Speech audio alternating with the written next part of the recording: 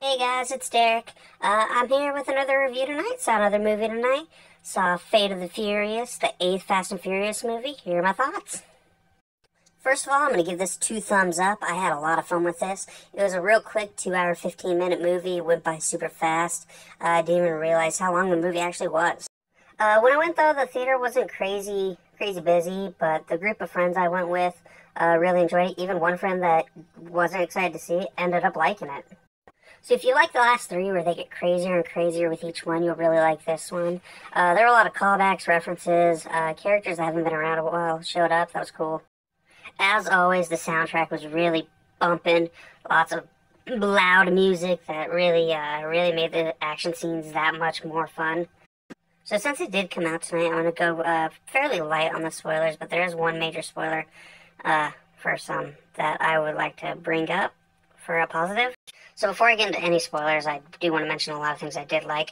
First of all, the cast. Everyone was fantastic. They all have great chemistry. It shows from their years together. And yeah, it's a family. Second, the vehicles. Lots of really cool vehicles. Lots of car crashes. The cars are not treated great in this movie, but uh-oh. Don't worry, if you do come to the Fast and Furious movies to see gratuitous booty shots, yeah, there's a plenty in here, so don't fret. They're there. I already mentioned the cast, but the 2 standouts are definitely Dwayne "The Rock" Johnson, and Jason Statham. Those 2 are fantastic together. Did I mention The Rock's in this? Because The Rock is in this a lot. If you didn't feel like you got enough of Luke Hobbs in number 7, don't worry, they more than make up for it in this one. And again, Jason Statham, he's super good in this one. They turn him from killer villain to like a good ally to the team in some points.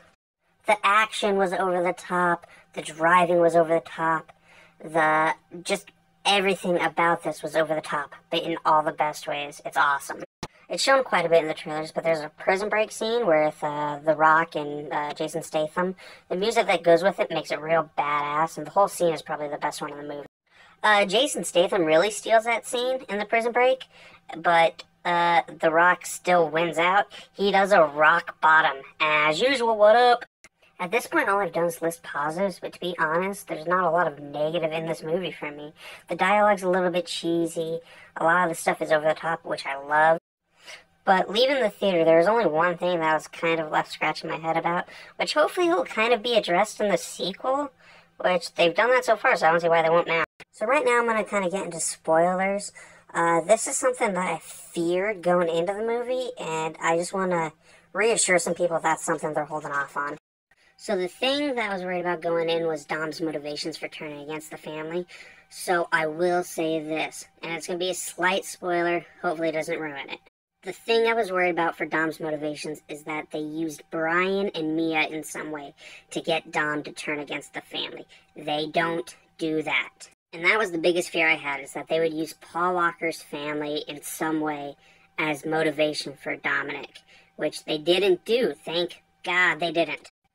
And so for Dom's motivations, what they did use, I didn't hate. I thought it worked fairly well, and I was surprised by what they used. One thing that you obviously don't get is that Paul Walker charm. He really molded and meshed real well with Vin Diesel, and you don't get that in here, obviously. Yeah, and obviously that'll happen with the death of anyone, but, you know, I thought they made a real solid movie without him still. There is a spoiler for the end that I'm not going to get into, but at the end there was something that left me scratching my head a little bit, like, are they going to address this? But I'll be honest, I had such a fun time that even those small things didn't hamper my enjoyment of it at all. I loved it. I'd also like to give the award for best line in the movie to The Rock, which he always has the best lines, but it's in the trailer, and it's, "I will beat you like a Cherokee drum."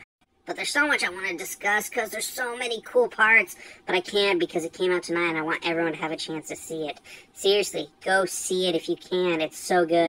One thing I didn't address, Charlize Theron, I thought she did real good as the villain. She was a scary villain. She was mean, and it was good. Also, Tormund, that gorgeous redheaded bearded wildling.